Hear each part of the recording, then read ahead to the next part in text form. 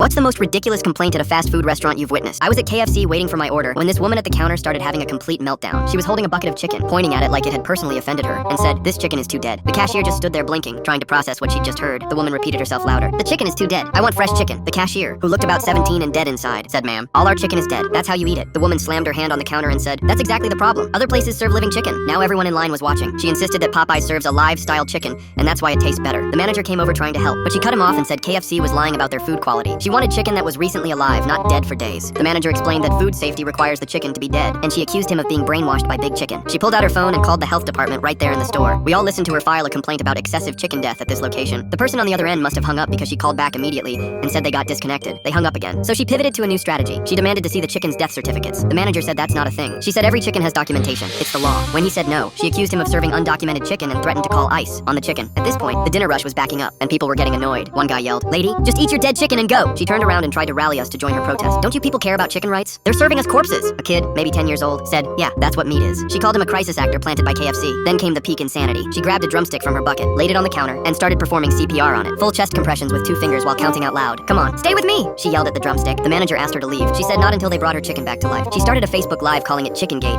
and claiming KFC was part of a conspiracy to normalize dead food. She said that in Europe, they serve conscious chicken that's aware it's being eaten because it's more ethical. Someone asked how that's more ethical, and she said, "Because it consents to being food." Security showed up, which every KFC apparently has now, and tried to escort her out. She went limp and claimed the dead chicken had given her paralysis. They had to drag her out while she screamed about calling her lawyer who specialized in poultry law. As they carried her past the window, she yelled that she was starting a rival chain called AFC Alive Fried Chicken. The next week I went back and there was a sign on the door that said, "All our chicken is humanely deceased before cooking." The cashier told me the woman had come back 3 times trying to liberate the freezer. The final time, she'd brought a priest to perform last rites on the chicken. The priest left immediately when he realized what she wanted, but the absolute best part? A month later, she actually tried to open a food truck called Living Chicken, where she served vegetarian chicken made from tofu. She got shut down in 2 days when someone reported her for false advertising because, obviously, the tofu wasn't alive either. She posted a 40-minute YouTube video claiming Big Tofu had betrayed her. The KFC manager framed her photo from the security footage and put it in the office with a plaque that said, "Customer of the Century." Underneath in smaller text, it says, "Perform CPR on a drumstick. Fail."